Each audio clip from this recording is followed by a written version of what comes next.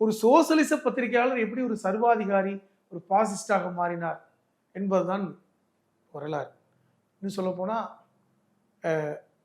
45 வயசுல உச்சபட்சமா இருந்து 62 வயதில் மரணம் அடைந்தவர். அவ்வளவுதான் வாழ்க்கை. ஆனால் உலகம் முழுவதும் ஒரு அதிர்வலை ஏற்படுத்திய ஒரு நபர். ஹிட்லருக்கு சமமானவர். இன்னும் சொல்ல போனா ஹிட்லரோடு சமகாலத்தவர் அப்படி கூட வச்சுக்கலாம்.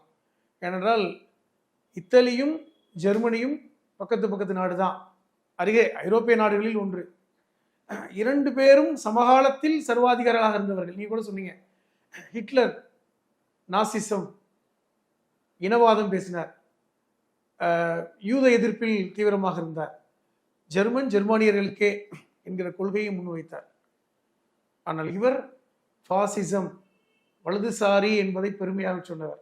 ஆனால் அடிப்படையில் இவர் தந்தையார் ஒரு இடதுசாரி, ஒரு பொற்கொள்ளர் தான்.